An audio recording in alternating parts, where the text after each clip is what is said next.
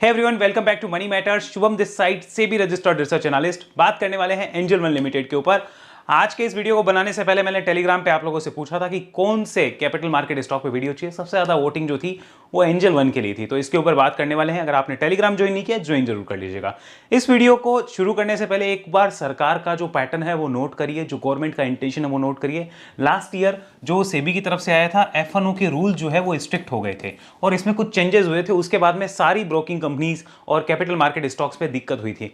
फिर अभी रिसेंट में इन्होंने ड्रीम 11 और जो ऑनलाइन गेमिंग से रिलेटेड कंपनीज हैं उनके ऊपर जो है वो स्ट्राइक करी है एक तरीके से। तो यानी गवर्नमेंट का इंटेंशन उस साइड भी क्लियर था। अब जो गवर्नमेंट कह रही है कि हम वीकली एक्सपायरी, गवर्नमेंट मींस यहाँ पे सेबी की वीकली एक्सपायरी को भी खत्म करने की प्लानिंग कर रहे हैं। मुझे नहीं पता ये डिसीजन सही है गलत है, क्योंकि देखिए मैं एज ए इन्वेस्टर सोचूंगा कि मेरा किसी ब्रोकिंग फर्म में इन्वेस्टमेंट हो तो मुझे क्या सोचना है।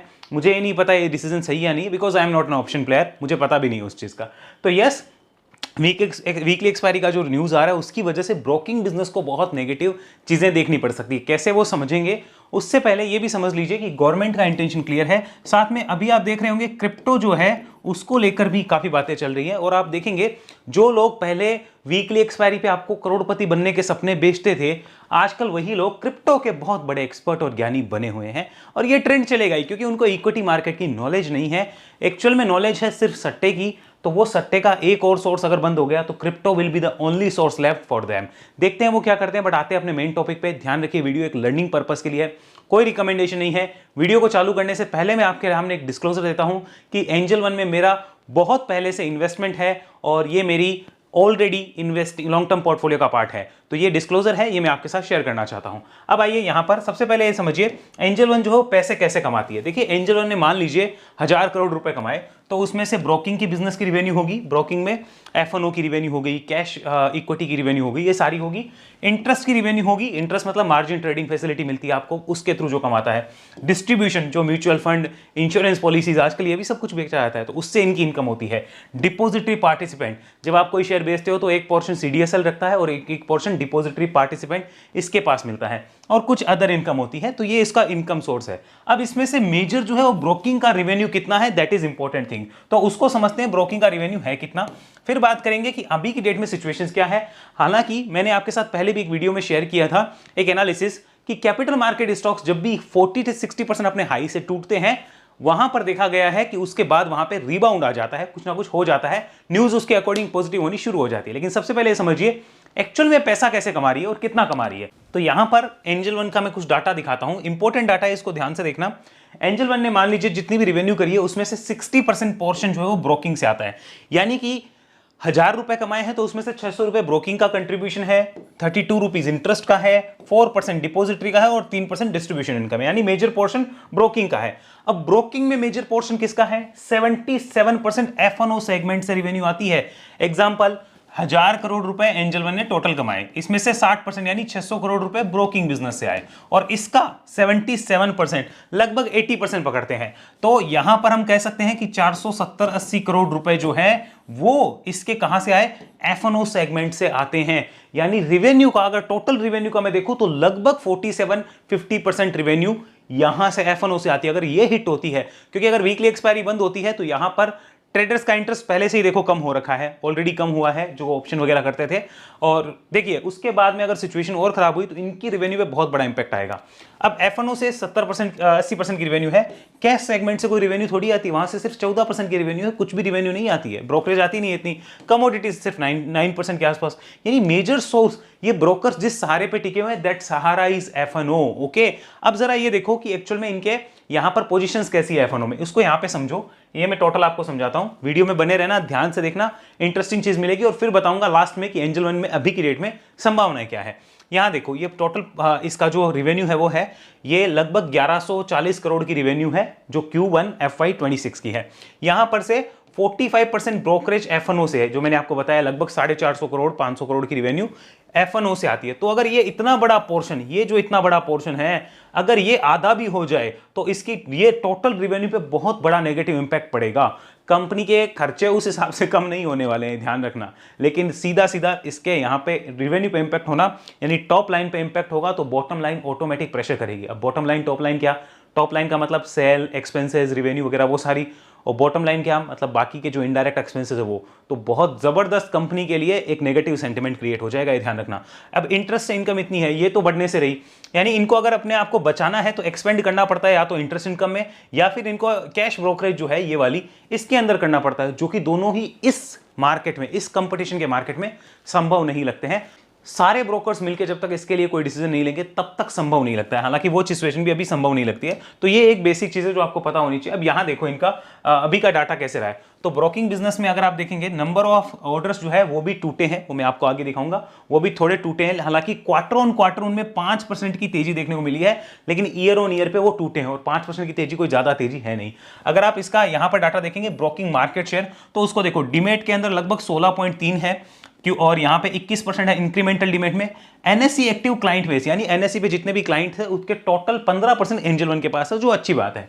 यहां पे ओवरऑल रिटेल टू इक्विटी अगर देखा जाए तो 19% के आसपास निकल के आता है। अब यहां पर समझो एक इंपॉर्टेंट डाटा ये वाला, ये फाइनेंशियल परफॉर्मेंस, इसको देखो जरा रिसेंट में क्या हुआ है। ये कंपनी का लास्ट ईयर का रिवेन्यू था, कहां से, ये रिवेन्यू है ग्रॉस ब्रोकिंग से, कितना 917 करोड़ का रिवेन्यू था खाली ब्रोकिंग से। टोटल रिवेन्यू कितना था, टोटल रिवेन्यू ज्यादा था, लगभग 1400 करोड़ के आसपास का, 1410 करोड़ में 917 करोड़ कंपनी का ब्रोकिंग से रिवेन्यू था। अभी उसको क्या हुआ देखो, यहां पर Q4 यानी मार्च क्वार्टर में, जो जनवरी फरवरी मार्च था, उसमें ये देखो सिर्फ 633 करोड़ रह गया, और अभी की डेट में वापस थोड़ा सा बढ़ा था अप्रैल मई जून में, और वो बढ़ के 691 करोड़ 690 करोड़ के आसपास हुआ था।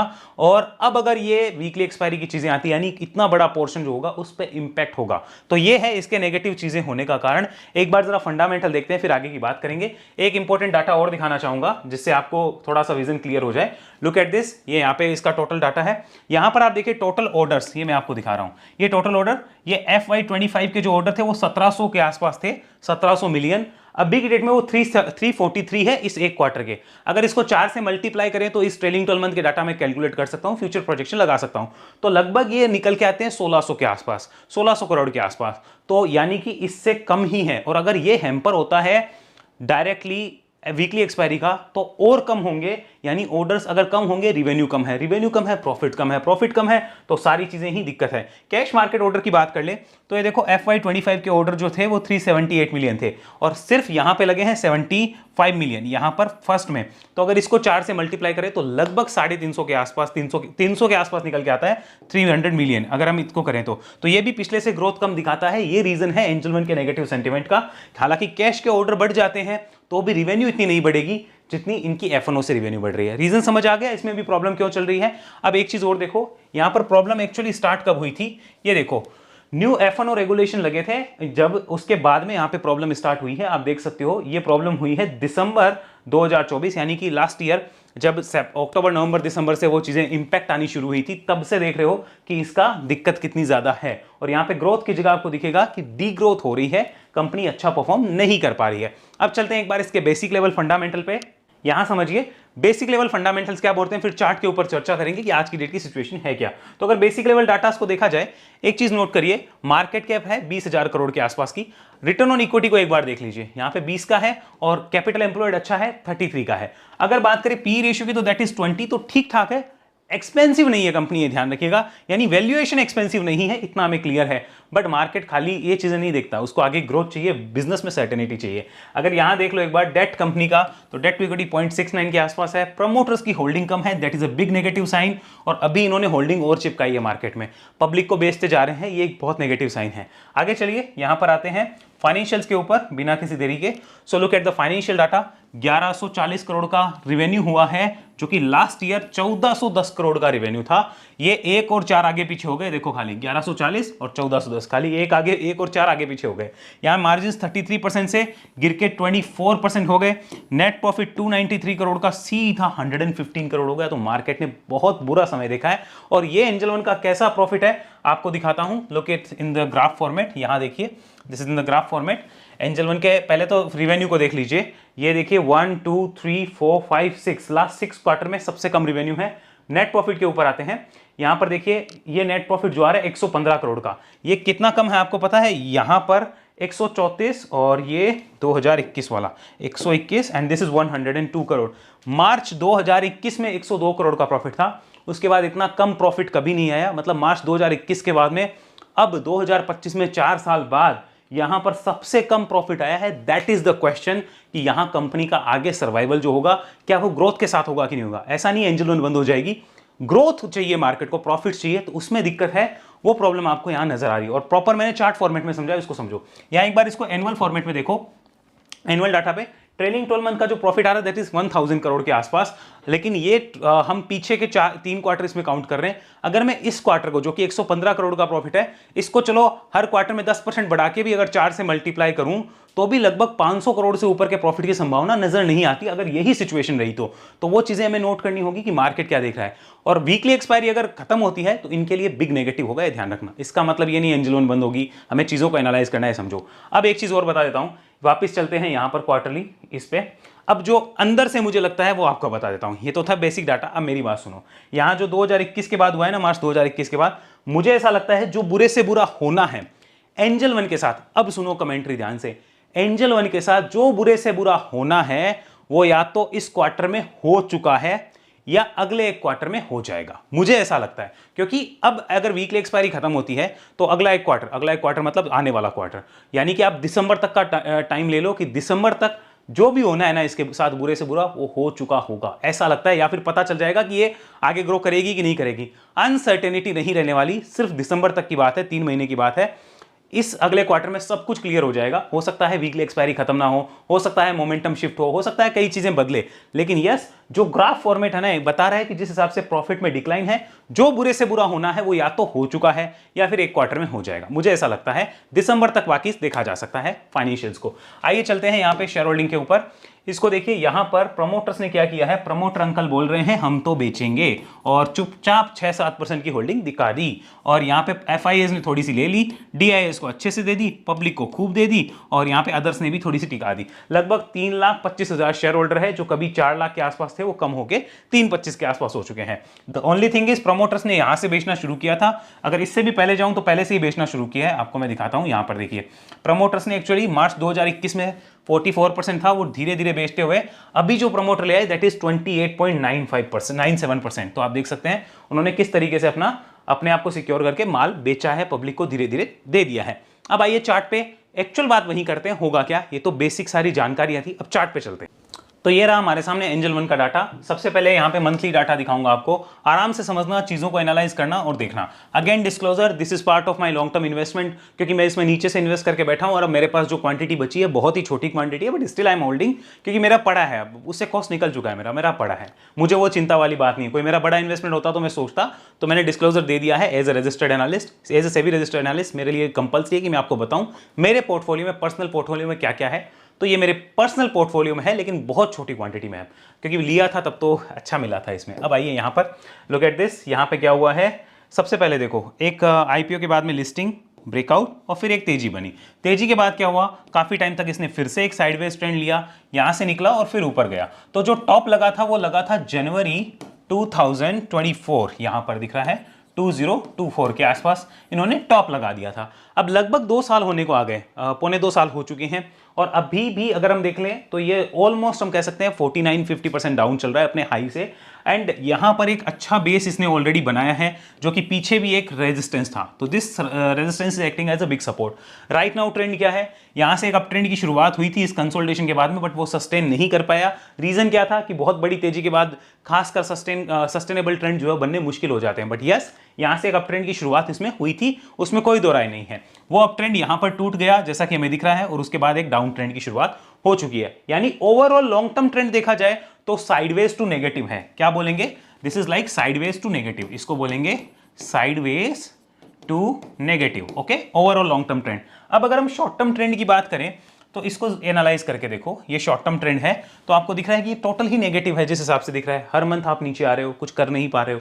वीकली कन्वर्ट करके और देख लीजिए इसको, यस ये देखिए। अब इसकी देखिए जो फॉल हुई है वो कैसे हुई है, यहां से वीकली चार्ट पे शुरू हुआ था फॉल 1 2, ये देखो रेड कैंडल्स।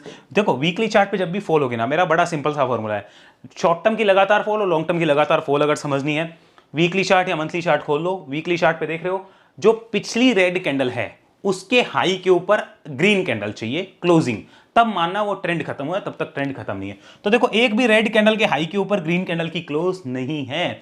अभी की डेट में जो ये रेड कैंडल बनी है यहां बनी है, तो इसके हाई के ऊपर अगर क्लोज होती है तो हम मानेंगे कि गिरावट रुकी है शॉर्ट टर्म की, तब तक तो आप गिरावट रुकना भी नहीं कह सकते। या और नीचे में सपोर्ट ये नजर आता है। राइट नाउ ट्रेंड हमने देख लिया क्या है, अभी करना क्या है उसके ऊपर हम बात नहीं कर रहे हैं। This is like the trend analysis. तो ट्रेंड ये बोलता है कि अभी भी आपका ट्रेंड जो है वो साइडवेज टू नेगेटिव है लॉन्ग टर्म, और शॉर्ट टर्म में क्लियर आप बेयर्स की ग्रिप में हो और आप इस सपोर्ट के आसपास आ सकते हो, जो कि लगभग 2000 या उसके आसपास के लेवल्स हैं, थोड़े से नीचे थोड़े से ऊपर। तो ये एक सपोर्ट एरिया जो हमने आइडेंटिफाई कर लिया है। आइए अब इसको देखते हैं। ऊपर में रेजिस्टेंस तो वो आ रहा है लगभग 2550-2600 के आसपास की रेंज। इसको डेली चार्ट पे और देखते हैं, उसके ऊपर हम क्लियर हो सकते हैं कि यस बुल्स जो है वो वापसी कर रहे हैं। ध्यान से सुनो, अगर वीकली चार्ट पे पिछली रेड कैंडल के ऊपर ग्रीन कैंडल बन जाए तब तो समझना कि एक बार ट्रेंड रुका है, जो गिरावट थी वो रुकी है। हम चाहते हैं कि बुल्स आए कि नहीं आए, वो पॉइंट कौन सा होगा उसको रिव्यू कैसे करें, तो उसको इस पॉइंट के ऊपर लगभग 2550-2600 के आसपास जाए तो रिव्यू करके देखना है। अब बहुत से लोग बोलते हैं सर इसको वॉच लिस्ट कैसे बनाएं, तो देखो वॉच लिस्ट वाला मैंने टेलीग्राम पे भी आप लोगों से पूछा था, तो आप बता रहे थे कि वॉच लिस्ट बनाने में प्रॉब्लम है। एक समाधान है, वो देखो यहाँ पे, लाइक इसका लिंक मैं दे दूंगा। अपसर्च का है मार्केट वॉच। अब आपको लेना है लेना, नहीं लेना है मत लेना, कोई प्रेशर नहीं है भाई, सीधी बात है। आप सोचोगे कि सर बता रहे हैं, आपके सॉल्यूशन के लिए चीज़ है। जैसे मैंने इसमें देखो ये सारे स्टॉक्स ऐड कर रखे हैं। अभी रिसेंट में मैंने अमरा राजा को देखो ध्यान में लिया है यहाँ पे, और भी बहुत से हैं। तो मैं अपने यहाँ पे जो भी स्टॉक होता है वो डाल देता हूँ विद इन 5 और 10 सेकेंड्स, या ज़्यादा से ज़्यादा 1 मिनट के अंदर उनकी कोई भी अपडेट होती है जो एक्सचेंज के पास आई है वो मुझे अपने व्हाट्सएप पे मिल जाती है। अगर आप देखना चाहें मैं यहाँ स्क्रीनशॉट चला दूंगा, वो मिल जाती है। अब ये जो है अगर आप लेना चाहो देख सकते हो। अभी मैंने फ्री प्लान लिया है, इनका एक्सटेंड कराऊंगा, मैंने किया नहीं है। देखो अभी 4 दिन पहले ही मैंने इनको ज्वाइन करके देखा था क्या है क्या नहीं। फ्री प्लान लिया है, और इनका जो ये वाला प्लान है मैं ईयरली प्लान सब्सक्राइब करूंगा, ये वाला ईयरली प्लान, और मैं इसको लेके देखूंगा कि भाई मुझे अपडेट मिलती रहे अपने अपने स्टॉक की। जो रिमूव करने हैं वो यहाँ से रिमूव हो जाएंगे एडिट वॉच लिस्ट में जाके। आइए अपने काम पे चलते हैं। ये तो हमने थोड़ी सी बात कर ली आपके सॉल्यूशन की। आइए यहाँ देखो, so this is like the pattern. यहाँ पे देखो डेली चार्ट। अब डेली चार्ट पे आप एक चीज ऑब्जर्व कर लो, यहाँ पर टोटल जब भी अपने हाई से 40% या 40% से ज्यादा टूटा तब इसने क्या किया, वहां से उठ के ऊपर आया और फिर नए हाईज दिए थे। लेकिन दिस टाइम यहां पर अब की बार 50% तक गिरा, ऊपर भी गया, एक प्रॉपर ट्रेंड भी बना। तो जिसने भी यहां पर 40% के बाद कोई भी एक्यूमुलेशन किया था उसको अच्छा रिटर्न भी मिला होगा। बट द प्रॉब्लम इज अब की बार नए हाई की तरफ नहीं जा पाया। So that is a big negative thing. हम इसको पॉजिटिव तो नहीं कह सकते। यानी कि ये सपोर्ट टूटना, ये वाला सपोर्ट टूटना लॉन्ग टर्म प्लेयर्स को और निराश कर सकता है। इस बात का ध्यान रखिएगा। क्यों? क्योंकि जिन्होंने यहां पर इस पॉइंट पे भी एंट्री करी होगी, मानो कोई बुल्स, वो भी इसके नीचे अलर्ट होंगे भाई साहब अब दिक्कत है। प्रॉफिट था तब तक तो ठीक था, नो प्रॉफिट नो लॉस था तब भी ठीक था, लॉस में आते हुए कहेंगे ना कुछ डिसीजन लेंगे। सो बी रेडी फॉर दिस कि इसके नीचे आता है तो अगर किसी के पास एग्जिस्टिंग पोजीशन होगी, कोई बुल्स है, तो वो इसको रिव्यू जरूर करेंगे। ध्यान रखना रिव्यू करना है, नॉट लाइक कि एंट्री एग्जिट, वो मैं नहीं बता सकता, that is up to you. Review करना है। ऊपर में ये लेवल है जिसके ऊपर रिव्यू करना है 2560 के आसपास। अब इसको आप अपने ब्रोकर के पास भी सेट कर सकते हो, अलर्ट लगा दो, और इसकी अपडेट चाहिए तो वो मैंने आपको बता ही दिया अभी मार्केट वॉच, और उसका लिंक भी मैं नीचे दे दूंगा, तो वहां से आप ले सकते हो। अब आइए यहां पर इसको देखिए डेली चार्ट पे एक और इंटरेस्टिंग डाटा, ये वाला यहां पर समझो। अब देखो एक अपट्रेंड की शुरुआत थी, this is like a base building, okay. यहां से एक अपट्रेंड शुरू हुआ, ठीक है। उसके बाद क्या था, ये जो अपट्रेंड था ये वीक हो गया इस पॉइंट के नीचे, हमें साफ साफ दिख रहा है वीक हुआ। अब देखो बेयर्स के अटैक है ना वो बड़े बड़े हो रहे हैं, लुक एट दिस। बुल्स का कोई भी अटैक पिछली वेव के हाई को नहीं काट पा रहा। वेव क्या बोलती है समझो, वेव कह रही है कि मैं आ रही हूं, बुल्स बेयर्स आ रहे हैं, ठीक है। बुल्स ने कहा हमने छोटी सी वापसी करी। अब बेयर्स ने इनको उठने ही नहीं दिया, उठ के ऊपर आने ही नहीं दिया कि यहां तक आए कुछ करे, ना ना ना, जोरदार अटैक करा, और अटैक भी इतना तगड़ा कि पिछला जो लो था उसके भी नीचे ले गए। सिमिलरली यहां पर वो चल रहा है कि पिछला जो लो है उसके भी नीचे ले जाओ। सिमिलरली यहां चल रहा है कि पिछला जो लो है उसके भी नीचे ले जाओ, और सिमिलरली अभी तक यहीं पे ऐसा कुछ होता हुआ नजर आ रहा है। तो ध्यान में रखना है कि trend is extremely bearish as of now, लेकिन जल्दी ही एक बड़े सपोर्ट के पास है, तो सुधरेगा या फिर रुकना चाहिए ऐसा लगता है। तो वापस समझ लो, ओवरऑल चीजें जो है वो समझ लो एंजल वन की, कि ट्रेंड रुक सकता है एक बड़े सपोर्ट के आसपास आके। जिनके पास एग्जिस्टिंग एंजल वन होगा, मान लो कोई एग्जिस्टिंग प्लेयर्स हैं जो कि लेके बैठे हैं, पिछली गिरावट में किसी ने एक्यूमुलेट किया है, वो प्लेयर्स क्या कर रहे होंगे, हमें अनुमान लगाना है कि वो प्लेयर इस पॉइंट के नीचे एक बार रिव्यू करेंगे। किसी के पास एंजल वन है नहीं और वो ये सोच रहा है, कोई स्मार्ट प्लेयर है, तो उसकी थिंकिंग क्या होगी, उसकी थिंकिंग ये होगी कि अभी तू एक बार टाइम पास कर ले, तेरी ये खबर चली जाए, फिर उसके बाद या तो तू नीचे कोई पैटर्न बना दे। भाई साहब नीचे नहीं बना रहे हो तो ऊपर जब इस पॉइंट के ऊपर आओगे, दैट इज लाइक 2550 2600, तो उसके ऊपर आओगे तो हम वापस इसको एनालाइज करके देखेंगे। तब तक हम लोग इसको एनालाइज नहीं कर रहे। यानी सिंपल लैंग्वेज में बताऊं तो मानो कोई स्विंग प्लेयर है जो फ्रेश स्विंग करना चाहता है, क्या वो एंजल वन को अभी देख रहा है? आंसर इज नो, वो वेट कर रहा है सेटअप का। हाँ, ये अलग बात है यार, अब कोई लोग ऐसा कहते हैं देखो आज यहाँ कल यहाँ चला गया फिर यहाँ हो गया ये हो गया, वो अलग बात है भाई। वो आप प्रॉपर एक ट्रेंड को एनालाइज करना और अल्टप्पेबाजी करने में फर्क होता है। दूसरा, कोई फ्रेश इन्वेस्टर है, वो आज की डेट में अपनी थिंकिंग क्या रख रहा है? जो स्मार्ट इन्वेस्टर है वो ये थिंकिंग रख रहा है वेट एंड वॉच। वो डायरेक्टली अभी नहीं आ रहा है, वो वेट एंड वॉच के मोड में है। ओके। तीसरा, यहां पर कोई एग्जिस्टिंग पहले से बैठा है तो उसकी थिंकिंग क्या है वो हमने डिस्कस कर ली। एग्जिस्टिंग वाला कह रहा है कि आई एम वेटिंग एंड अगर ये इंपॉर्टेंट सपोर्ट टूटा आई विल रिव्यू करूंगा below support. Okay, review below support. और जो यहां पर ये इन्वेस्टर है जो कि वॉच लिस्ट में लगाए हुए हैं, ये स्विंग है, ये दोनों किस लेवल का वेट कर रहे हैं? ये वेट कर रहे हैं कि आप एक बार 2550 2600 के आसपास आओ, देन आई विल रिव्यू। अभी हम फिलहाल कोई मूड में नहीं है। यानी एंजल वन के लिए एक बार अनसर्टेनिटी है और इस अनसर्टेनिटी में कोई भी डिसीजन जल्दीबाजी में नहीं लिया जाना चाहिए। सिंपल चीजें ये निकल के आती है। और बाकी आपको क्या लगता है आप कमेंट में बता सकते हो। मेरी तरफ से फिलहाल कोई रिकमेंडेशन नहीं है, मैं सिर्फ इतना ही कहूंगा इसको वॉच लिस्ट में रखिए। इसकी अपडेट्स जो है, जो मैंने आपको लिंक दिया है वहां से अपडेट्स लेते रहिए इसकी, और अलर्ट सेट रखिए कि ये इस रेंज के बाहर जाता है तो देखना, या फिर एक बार थोड़ा सा इसमें खाली वॉच लिस्ट से अपडेट लेते रहिए कि क्या हो रहा है। जल्दीबाजी करने की फिलहाल कोई जरूरत नहीं है, मुझे ऐसा पर्सनली लगता है। और एंजल वन के लिए एक इंपॉर्टेंट सपोर्ट जोन है, इस पे आने के बाद इसको रिव्यू किया जा सकता है। बाकी देखिए हिस्ट्री यही बताती है कि जब भी 40 से 60% टूटे हैं उसके बाद में एक थोड़ा बहुत यहाँ पे मोमेंटम बना है, फिर पॉजिटिव न्यूज आई जाती है, कुछ ना कुछ हो ही जाता है। सो 40 से 60% की रेंज का भी हमें ध्यान रखना होगा। राइट नाउ ओवरऑल करेक्शन 50% का है, और अगर मैं इस प्राइस को करंट प्राइस पे लाऊं तो राइट नाउ 43% डाउन है from the all time high. ये भी आपको ध्यान होना चाहिए। So it is down 43% from the all time high in the range of 40 to 60%, जहां पे हर बार कैपिटल मार्केट स्टॉक्स कुछ ना कुछ पॉजिटिव निकाल के ले आते हैं। लेट्स सी इस बार कुछ पॉजिटिव आता है क्या। तो उसकी इंफॉर्मेशन अगर पॉजिटिव की आपको चाहिए या तो मीडिया में आपको मिल जाएगी, और नहीं आप चाहते हैं व्हाट्सएप पे आ जाए तो जो लिंक मैं दे रहा हूं वहां पर जाकर आप देख लीजिएगा, उससे आपको मिल सकती है। अगले वीडियो में आपसे मिलूंगा, तब तक के लिए आपका बहुत बहुत धन्यवाद। अगर ऐसी एनालिसिस मुझसे सीखना चाहें तो उसके लिए आप संपर्क कर सकते हैं हमारे नंबर पे, ये व्हाट्सएप नंबर है, वहां पे संपर्क करके वेब एनालिसिस की डिटेल लीजिए। हमारी सेबी रजिस्टर्ड सर्विसेज अगर ज्वाइन करना चाहें, देखिए मैं आपको बताया था हमारी स्विंग सर्विस जो है वो पिछले 25 दिन से बहुत बढ़िया कर रही है, क्योंकि हमने 18 अगस्त को अपडेट डाली थी कि हम लोग चालू कर रहे हैं, और बहुत बढ़िया कर रही है। हमारी एसटीपी इन्वेस्टमेंट एंड वेल्थ जो है वो ऑलरेडी बढ़िया चल रही है, ऑलरेडी ठीक ठाक है वहां पे पोजीशन, क्योंकि वो इन्वेस्टिंग पोजीशन है, तो कोई 1 महीना 2 महीना की वो वीडियो नहीं होता है, या ना उसका वो व्यू होता है, तो वो लंबी टाइम की पोजीशन है। और अगर आप जुड़ना चाहें एसटीपी इन्वेस्टमेंट एंड वेल्थ में बिफोर 21st, अगर आप एंटर करते हैं बिफोर 21 सितंबर तो आप ओल्ड प्राइस स्ट्रक्चर पे रहेंगे, लेकिन आफ्टर 21 हमारा न्यू प्राइस स्ट्रक्चर आ चुका है, उसकी इंफॉर्मेशन भी आप इससे ले सकते हैं। तो ध्यान रखिएगा, अगर आप 20% डिस्काउंट पे चाहते हैं जो कि 21 सितंबर से बढ़ जाएगा, अगर उससे पहले लेते हैं तो आपको वो डिस्काउंट मिल रहा है, उसको आप यूटिलाइज कर सकते हैं। अगले वीडियो तक के लिए धन्यवाद। सोशल मीडिया के लिंक्स नीचे है, टेलीग्राम पे फॉलो करना बिल्कुल मत भूलिए। तब तक के लिए जय हिंद, जय भारत।